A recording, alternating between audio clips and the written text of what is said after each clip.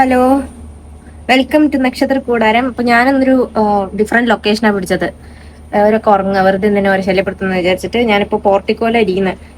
അറിഞ്ഞൂടെ, ഇവിടെ വള്ളിയും പുള്ളിയൊക്കെ ഉണ്ട്. എങ്ങാനും വല്ല പാമ്പും കടന്നു വന്ന് കൊത്തുവെന്നറിയില്ല.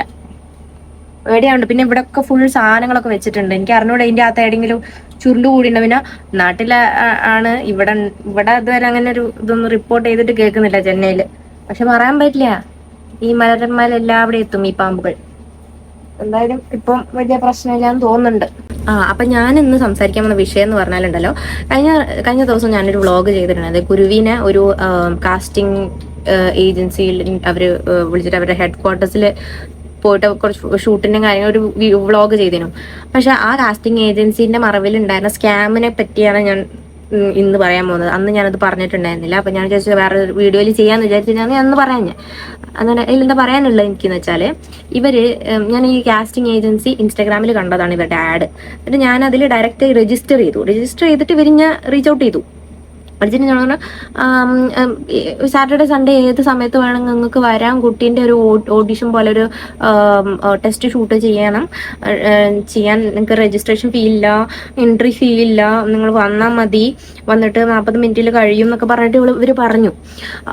അപ്പം ഞാൻ എടുത്തു ചോദിച്ചു, പിന്നെ ചോദിച്ചു, അല്ല ഒരു രജിസ്ട്രേഷൻ ഫീ ഒന്നും ഇല്ലേ? അപ്പോൾ ഇല്ല എന്ന് പറഞ്ഞു. അപ്പം സെലക്ട് ആയി കഴിഞ്ഞ് കഴിഞ്ഞാൽ പിന്നെ അടുത്ത സ്റ്റേജിൽ എന്തെങ്കിലും പൈസ അടയ്ക്കണോ ചോദിച്ചു. അപ്പോൾ പറഞ്ഞു ഇല്ലില്ല, നിങ്ങൾ ഈ ഒരു ടെസ്റ്റ് ഷൂട്ട് കഴിഞ്ഞ് കഴിഞ്ഞാൽ ബ്രാൻഡ് നിങ്ങളെ വിളിക്കും. ഇഷ്ടപ്പെട്ടിട്ടുണ്ടെങ്കിൽ സെലക്ട് ആയിട്ടുണ്ടെങ്കിൽ ബ്രാൻഡ് നിങ്ങൾ വിളിച്ചു കഴിഞ്ഞ് കഴിഞ്ഞാൽ നിങ്ങൾ അത് പോവുക, വർക്ക് ചെയ്യുക, അത്രയേ ഉള്ളൂ. ഒരു ഫീസും ഒരു കാര്യങ്ങളും ഇല്ല എന്നൊക്കെ പറഞ്ഞു. അപ്പം കൊള്ളാലോ, പോയി നോക്കാന്നുള്ള രീതിയിൽ ഞാൻ ശരി ഓക്കെ എന്ന് പറഞ്ഞിട്ട് ശരി ഓക്കെ ഞങ്ങൾ പോവാന്നുള്ള രീതിയിൽ ഞങ്ങൾ പോയി ആടെ എത്തിയാരോ ഉണ്ടല്ലോ, ഇവന്മാരുണ്ടല്ലോ ഒരുമാതിരി ചെറ്റ സ്വഭാവം കാണിച്ചു. എന്ന് വെച്ചിട്ടുണ്ടെങ്കിൽ ആടെ എത്തിയാലോ ഒന്നാമത് ഈ കുട്ടീനെ ഇവളെ ഉറക്കത്തൊക്കെ എണീപ്പിച്ച് ഇവളാകെ ഫസ്സി ആക്കാണ്ട് ഞാൻ ഒരുപാട് കഷ്ടപ്പെട്ടു. കാരണം കുഞ്ഞു കുട്ടിയാണ്, 1.5 വയസ്സുള്ള ഓളെ അത്രയും 1.5 മണിക്കൂർ ട്രാവൽ ചെയ്യണം. ഇവിടുന്ന് 1.5 മണിക്കൂറുണ്ട് ഈ സ്ഥലത്തേക്ക്. അപ്പം ഓളെ ഫുഡ് പാക്ക് ചെയ്ത് ഒരുപാട് കഷ്ടപ്പെട്ടു ഞാൻ. എല്ലാം റെഡിയാക്കാൻ അവളെ ഒരുക്കി അവിടെ എത്തിച്ച്. പിന്നെ ആടെ എത്തിയപ്പോൾ ഇവരുണ്ടല്ലോ ഒരു വെയിറ്റിംഗ് ഏരിയയിൽ ഇരുത്തി. കുറെ കുട്ടികളും ഒരു പേരൻസ് ഒക്കെ ഉണ്ട്. ആടെ എത്തിയിട്ട് ഇവര് പറഞ്ഞു, ഓരോ കുട്ടികളെ ഒരു സ്റ്റുഡിയോന്റെ ഒരു സെറ്റപ്പ് പോലും, ഒരു ലൈറ്റിംഗ് പോലും ഒന്നുമില്ല. ആ വെയിറ്റിംഗ് റൂമിൽ തന്നെ ഓരോ ചുമരുമ്പോൾ നിർത്തിയിട്ട് ഈ കുട്ടീനെ ഒരു ക്യാമറയും ഒരു ഫോട്ടോഗ്രാഫർ ഉണ്ട്. ഒരു പേരിന് ഇവര് 2-3 ഫോട്ടോ എടുത്തു.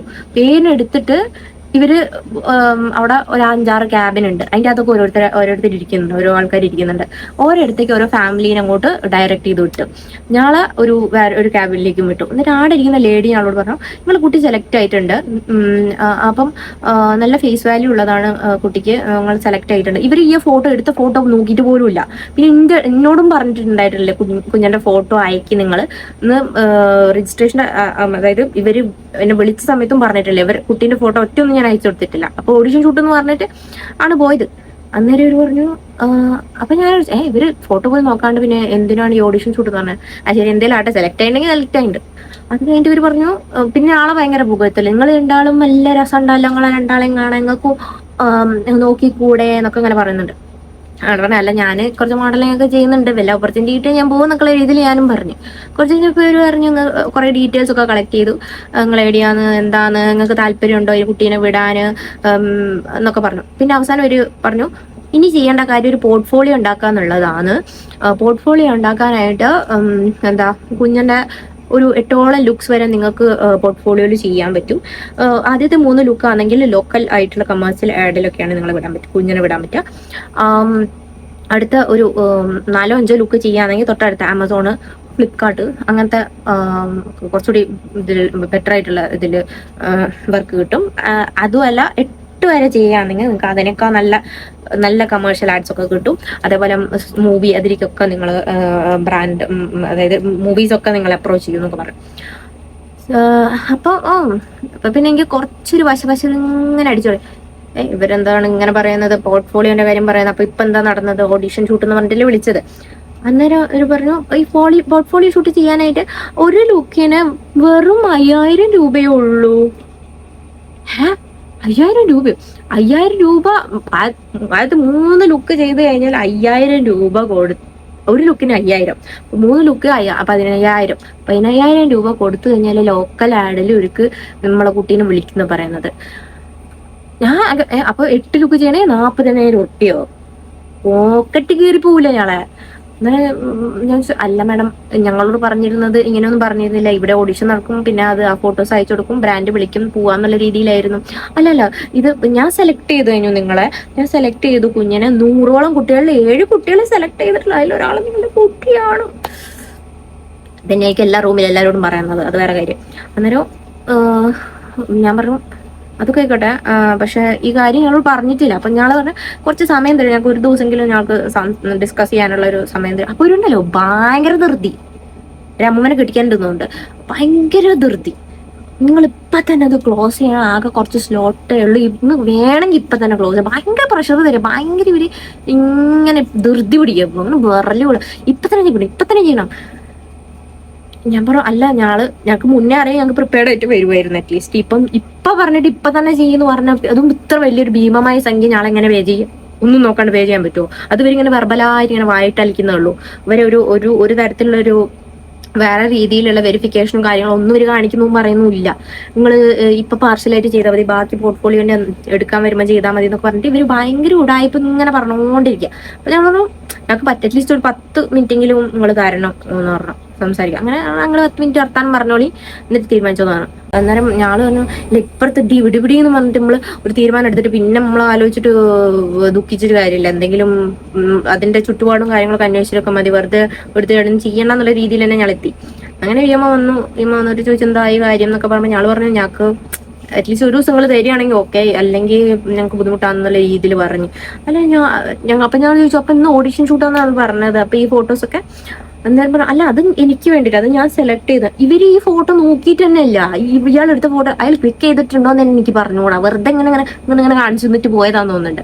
വെറുതെ ആളെ പറ്റിക്കാൻ വേണ്ടിയിട്ട് ഓരോന്ന് ഇവര് ശരിക്കും ഇവർക്ക് ബ്രെയിൻ വാഷ് ചെയ്യാൻ വേണ്ടിയിട്ടാണ് ഈ ഒരു ആ പരിപാടി വെച്ചതാന്ന്.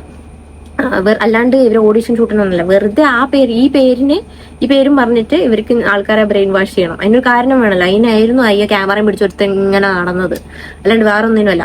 അന്നേരം ഞാള് പറഞ്ഞു പറ്റൂല എന്നുള്ള രീതി പറഞ്ഞു. ഇവരുടെ മുഖമൊക്കെ ആകെ പോയി. അതിന്റെ ഇടയിൽ കൂടി ഇവര് പറഞ്ഞു നിങ്ങൾ രണ്ടാളും കൂടി ട്രൈ ചെയ്തോ, അപ്പം 40,000 മൂന്നാക്ക് എത്രയായി, വലിയൊരു സംഖ്യ ആയില്ലേ, ഭയങ്കര പുകഴ്ത്തല്ലേ. ഇതിങ്ങനെ പുട്ടിന് തേങ്ങിടുന്ന പോലെ ഇങ്ങനെ പറയുന്നുണ്ടത്. ഇന്ന് തന്നെ ഇപ്പൊ തന്നെ ക്ലോസ് ചെയ്യണം, ഇപ്പൊ ക്ലോസ് ചെയ്യണമെങ്കിൽ ഞാൻ പിടിച്ചു വെക്കാൻ സീറ്റ്, അല്ലെങ്കിൽ വേറെ ആൾക്കാർ അല്ലെങ്കിൽ കൊണ്ടുപോകും, നാളെ മുട്ടി നിൽക്കുക. അങ്ങനത്തെ അടിച്ചിട്ടൊന്നും ഞാൻ പറഞ്ഞൊന്നും നടക്കൂല, അങ്ങനെ ഞങ്ങൾക്ക് പെട്ടെന്ന് ചെയ്യാൻ പറ്റും, കുറെ കാര്യങ്ങൾ ആലോചിക്കാനുണ്ട്. ഇവളാണെന്നുണ്ടെങ്കിൽ വിശന്നിട്ട് കുട്ടിക്ക് അങ്ങനെ ആകെ ഇവരിങ്ങനെ വായിട്ടയച്ചുകൊണ്ടിരിക്കാന്നേ, ഒരു ഗ്യാപ്പ് ഇടാൻ ഇങ്ങനെ ബൈഹാർട്ട് പഠിച്ച പോലെ ഇങ്ങനെ പറഞ്ഞുകൊണ്ടിരിക്കുക. എല്ലാവരുടെ അടുത്ത് തന്നെ വായിത്താരി ഇങ്ങനെ അടിച്ചുകൊണ്ടിരിക്കാന്ന് തോന്നുന്നുണ്ട്. അവസാനം എനിക്ക് ഒന്ന് ഇറങ്ങിയപ്പോ എന്തായാലും ഇവരുടെ ഈ ഒരു ബേസിക് ആയിട്ടുള്ള ഒരു മാനേഴ്സ് ആണ് ആദ്യമേ കാര്യം എന്താന്നുള്ളത് പറഞ്ഞിട്ട് വിളിപ്പിക്കുന്നത്. ഇക്കണ്ട ദൂരം വരെ വന്നിട്ട് ഇവരിമ്മാരത്തെ പരിപാടി ചെയ്താലേ ദേഷ്യം വരൂലേ. ഒക്കെ പോട്ടെ. എന്നിട്ട് ഞാൻ പറഞ്ഞു ശരി, ഈ പോർട്ട്ഫോളിയോ കഴിഞ്ഞ് കഴിഞ്ഞാൽ കുട്ടിക്ക് 100% അവസരം കിട്ടുമോ? ഇല്ല, 80% കിട്ടുള്ളൂ അത്രേ. പിന്നെ എന്ത് തേങ്ങ, പിന്നെ നമ്മൾ ഇത്രയും പൈസ ചെലവാക്കിയിട്ട് ഈ 20% കുട്ടിക്ക് കിട്ടിയില്ലെങ്കിൽ ഈ പൈസ ഒക്കെ പോയില്ലേ, ഇത് അടച്ചതൊക്കെ വെറുതെ ആയില്ലേ. ഇവർക്ക് പിന്നെ ഞാൻ അവിടെ നിന്നില്ലെങ്കിൽ പോകുന്നു. അപ്പൊ എനിക്ക് ഭയങ്കര ദേഷ്യം വന്നു. കാരണം ആളെ പറ്റിയത്, അത് വലിയ ആളെ ഒരു കുഞ്ഞു കുട്ടീനല്ലേ പറ്റിച്ചത്. അതിനെനിക്ക് പാവം തോന്നുന്നത്, അത് ഉറക്കത്തിൽ ഞാൻ ഉണർത്തിയിട്ട് അത് പാവം നമ്മൾ ഷൂട്ടിന് പോവാണ്, അതിന് പോസ് ചെയ്യാൻ പഠിപ്പിച്ചിട്ട് ഞാൻ അങ്ങനെയൊക്കെ വിട്ടു. എന്നിട്ട് ആ എടുത്ത ഫോട്ടോ പോലും നമുക്ക് കിട്ടിയില്ല. അപ്പൊ അത്രയും വേസ്റ്റ് ആയി പോയത്, അതാണ് ഈ പറയുന്നത്. അപ്പൊ എനിക്ക് പറയാനുള്ളത്, എനിക്കിഷ്ടമാണ് ഇവിടെ ഇതിനൊക്കെ വിടാനൊക്കെ ഭയങ്കര ഇഷ്ടമാണ്, ഷൂട്ടിങ്ങിനും കാര്യത്തിനൊക്കെ ഭയങ്കര ഇഷ്ടമാണ്. കാരണം എനിക്ക് പറ്റാതെ പോയത് എന്റെ മകളിലൂടെ സാക്ഷാത്കരിക്കാനാണ് ഞാൻ ഇരിക്കുന്നത്. പക്ഷെ എന്ന് വെച്ചിട്ട് ഇങ്ങനെ കമന്ന് വീണ് ഇങ്ങനെ എല്ലാവരും വിശ്വസിച്ച് അങ്ങനെ എനിക്ക് മോളെ പറഞ്ഞയക്കണം എന്നൊന്നും ആഗ്രഹമല്ല. അത് ഒതന്റിക് ആണെങ്കിൽ മതി. അല്ലാണ്ട് ഇവര് എന്ന് പറയുമ്പോഴത്തേക്ക് അങ്ങോട്ട് ചാടി കയറിയിട്ട് അത് സൈൻ ചെയ്യാനോ അല്ലെങ്കിൽ പൈസ അടയ്ക്കാനോ ഒന്നും അത് എനിക്ക് എല്ലാവരോടും പറയണം. എനിക്കൊക്കെ എല്ലാവർക്കും ആഗ്രഹമുണ്ട് മക്കള് നല്ലൊരു പൊസിഷനിലും നല്ലൊരു രീതിയിലൊക്കെ കാണണം എന്നൊക്കെ ആഗ്രഹമുണ്ടാവും. അന്നേരം നിങ്ങൾ ഇതിന്റെ പിറകില് പ്രത്യേകിച്ച് ഇങ്ങനെ കാസ്റ്റിങ്ങില് വിളിക്കുമ്പം അതിന്റെ പിറകിലുള്ള എല്ലാ കാര്യങ്ങളും അന്വേഷിച്ചിട്ട് വേണം പോകാനായിട്ട്. ഇതിപ്പോ ഞങ്ങള് ജസ്റ്റ് ഒന്ന് പോവാന്നല്ല. പക്ഷെ ഞാൻ ഇവന്മാരുടെ അടുത്ത് ആദ്യമേ ചോദിച്ചിട്ടുണ്ടായിരുന്നു കൃത്യമായിട്ട്. അവർ പറഞ്ഞ ഒന്നുമില്ല എന്നുള്ള രീതിയിൽ. പിന്നെ ഇവർക്ക് നല്ലൊരു ഇതൊക്കെ ഉണ്ട് കേട്ടോ. അതായത് ഇൻസ്റ്റാഗ്രാമിലൊക്കെ എനിക്കൊന്നൊരു ബോട്ടാന്ന് തോന്നുന്നു 163K എന്നൊക്കെ കാണുന്നുണ്ട്. പക്ഷെ അത് ബോട്ടാണെന്ന് എനിക്കിപ്പോ സംശയമുണ്ട്. അപ്പം അത് ഇങ്ങനത്തെ പറ്റിക്കപ്പെടാനുള്ള സാധ്യതകളൊക്കെ ഉണ്ട്. എന്തായാലും ഞങ്ങൾ പൈസ അടച്ചില്ല. അത് ഞങ്ങളൊരു ഭയങ്കര വയസ്സായിട്ടുള്ളൊരു മൂവ് ആയിട്ട് തന്നെ എനിക്ക് തോന്നുന്നത്. പൈസ അടച്ചില്ലെങ്കിൽ അടപ്പ് ഉരിയാനാന്ന് എനിക്ക് തോന്നുന്നത്. അപ്പം എന്റെ മദറിൻലോ പറയും ഇവിടെ കുറെ അങ്ങനെ ഉണ്ട്. നമ്മളെ നാട്ടിൽ അത്ര ഉണ്ടാവൂല, ഇവിടെ കുറെ അങ്ങനെ ഉണ്ട്. അതായത് കുറെ സ്കാമേഴ്സ് ഉണ്ട്. അവർ പറ്റിക്കും, ആൾക്കാരിൽ നിന്ന് പൈസ വാങ്ങിയിട്ട് പിന്നെ ആ സ്ഥാപനം അവിടെ ഉണ്ടാവൂല. അങ്ങനെയൊക്കെ വരും. ഇപ്പൊ ഇന്ന് പൈസ അടച്ചു പോയിട്ട് പിറ്റേ ദിവസം നമ്മൾ പോയി നോക്കുമ്പോൾ അവിടെ സ്ഥാപനം തന്നെ ഉണ്ടാവൂല. അങ്ങനത്തെ ഒക്കെ ഇവർ ഓരോ ഊള പരിപാടിയൊക്കെ ചെയ്യും എന്നൊക്കെ പറഞ്ഞു. അപ്പൊ എന്തായാലും ഞങ്ങള് ആ ഒരു ഹൂക്കിൽ വീണില്ല. അപ്പൊ ആ ഒരു ചൂണ്ടയിൽ ഞങ്ങള് വീണിട്ടില്ല. അപ്പൊ അതെന്തായാലും നന്നായി. അപ്പൊ എല്ലാരോടും എനിക്ക് പറയാനുള്ളത്, ഇങ്ങനെ എന്തെങ്കിലും കാസ്റ്റിങ്ങിന് പോകുമ്പോ നിങ്ങൾ പോയിട്ട് വന്നിട്ടാണെങ്കിൽ നന്നായിട്ട് ചിന്തിച്ചാൽ മാത്രം പൈസ അടയ്ക്കുക. എനിക്ക് തോന്നുന്നു ഫീസ് എല്ലായിടത്തും ഒരുവിധം ഉണ്ടാവും. ഫീസ് അടയ്ക്കുന്നതിനല്ല ഞാൻ പറയുന്നത്. പക്ഷെ ഇത് അവർ ആദ്യമേ മുൻകൂട്ടി പറയാം. അല്ലാണ്ട് ആ ലാസ്റ്റ് മിനിറ്റിൽ വന്നിട്ട് എല്ലാരും ഇങ്ങനെ ബ്രെയിൻ വാഷ് ചെയ്തിട്ട് ഈ ഓരോ റൂം വെച്ചിരിക്കുകയാണ് ഈ ആൾക്കാരെ ഇങ്ങനെ ക്യാൻവാസ് ചെയ്യാൻ വേണ്ടിയിട്ട്. അങ്ങനെ അത് ആ ചൂണ്ടയിൽ കൊത്താൻ പോകണ്ട എന്നാണ് പറയുന്നത്. അപ്പൊ അത് എനിക്ക് വളരെ മോശമായിട്ടുള്ള പരിപാടിയായിട്ട് തോന്നിയത്. ആൾക്കാരെ പറ്റിക്കുന്ന ഏർപ്പാട് തന്നെയാണ്. ആൾക്കാരെ പൈസ ഇത്രയും ഒരു എമൗണ്ട് അപ്പൊ തന്നെ കെട്ടിവെക്കുന്നൊക്കെ പറഞ്ഞിട്ട് പ്രഷർ കൊടുക്കുക, അതൊക്കെ വളരെ മോശമായിട്ടുള്ള കാര്യം. പിന്നെ ഇവരുടെ അതായത് ഇവരുടെ സ്ഥാപനത്തിന്റെ പേര് മാത്രമേ ഉള്ളൂ, അല്ലാണ്ട് വേറെ ഒരു തരത്തിലുള്ള ഡീറ്റെയിൽസും കാര്യങ്ങളില്ല. അതിൽ തന്നെ നമുക്കൊരു ഡൗട്ട്ഫുൾ ആവും. അവിടെ പോകുമ്പോൾ ഇതെന്താണ് ഒരു ഒതന്റിസിറ്റി ഇല്ലാത്ത പോലെ എന്ന് തോന്നും. അപ്പൊ എന്തായാലും ആ കാര്യം നിങ്ങളോട് ഷെയർ ചെയ്യാന്ന് വിചാരിച്ചു. എന്തായാലും ഓക്കെ, അവൾക്ക് വേറെ അവസരങ്ങൾ വരും തന്നെയാണ് എന്റെ പ്രതീക്ഷ. അപ്പൊ എന്തായാലും പിന്നെ കാണാം. അടുത്ത വീഡിയോയിൽ കാണുന്നതായിരിക്കും. ബൈ.